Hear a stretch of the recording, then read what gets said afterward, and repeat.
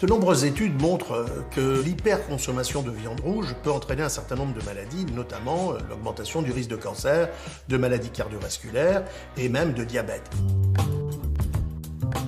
Plusieurs explications. La première, c'est que dans la viande, il y a du sang.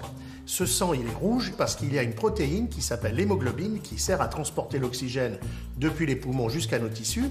Et dans cette hémoglobine, il y a du fer. Et ce fer, cette molécule de fer, elle est cancérigène. On peut se dire qu'on peut rendre la viande rouge moins toxique, moins nocive si on enlève le sang.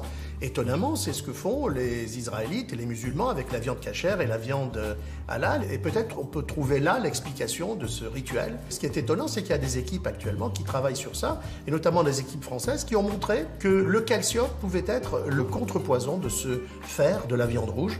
Et peut-être qu'un jour, on finira par consommer un gros comprimé de calcium avant de manger une côte de bœuf.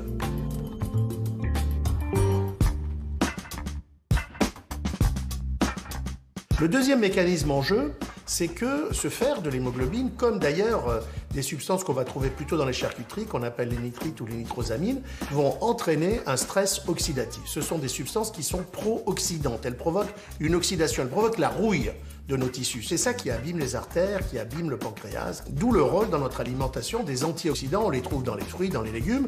Alors l'idée là aussi, c'est si vous mangez de la viande, mangez en même temps des fruits, des légumes pour compenser l'effet de ce stress oxydatif. En ce qui concerne l'élévation du risque de diabète lié à la consommation excessive de viande ou de charcuterie, c'est lié au fait que ces aliments sont très riches en calories. Face à ces calories, il faut que le pancréas sécrète de l'insuline et à la fin, il s'épuise, il n'y arrive plus et c'est l'apparition du diabète.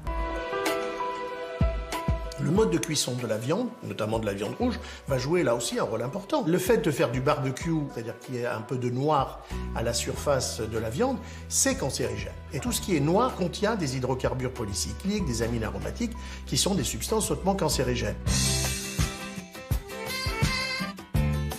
Ceci correspond à la façon de manger la viande des Américains. Nous, en France, nous mangeons la viande plutôt pas très cuite, même saignante, et c'est une consommation qui est beaucoup plus saine que le mode de consommation de la viande que l'on retrouve aux États-Unis.